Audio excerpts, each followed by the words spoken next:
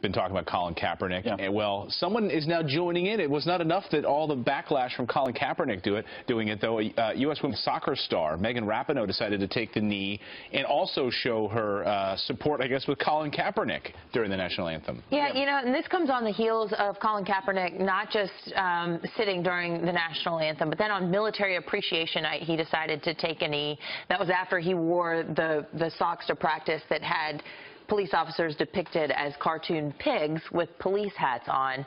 And his reason for doing it, he says, is he's protesting perceived injustices toward minorities. And he says he's oppressed. He's oppressed. He makes $100 million. And this country allows you to play a game for a living and do very well. So you can take a knee. Yeah. Well, interestingly enough, a lot of people have tried to compare Kaepernick to Muhammad Ali, who famously protested the Vietnam War, and others.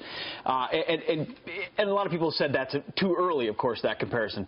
So the ex-wife of Muhammad Ali, Khalila Camacho Ali, was asked by another network about how she feels about Colin Kaepernick. This is what she had to say. She said, "What he's doing right now is not heroic.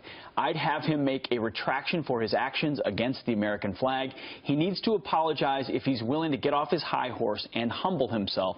We could do a lot of good together." This is famously the woman, when married to Muhammad Ali, that counseled him during his protest against the Vietnam War. She's saying, hey, respect the flag. Later on goes on to say, you're just creating more division than solving problems. Right, get off your high horse. And meanwhile, he is off of his high horse because he's been benched, basically. He's not starting for the 49ers. We haven't really heard anything from the 49ers on this.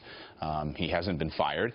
You know, he has an employer. The employer could respond and do something about it. The NFL could respond too. There's 9 pages in their player conduct of how you wear your uniforms, but nothing on whether you stand for the national anthem. And you remember after the difficult. police officers were killed in Dallas, Texas, and the Cowboys weren't allowed to wear the decals on their helmets that would have, you know, tried to uplift the community while they were dealing with that tragedy. Right, so no word from the NFL. Double standard. Let us know your thoughts on that. Friends at FoxNews.com. You can weigh in on that. Meanwhile,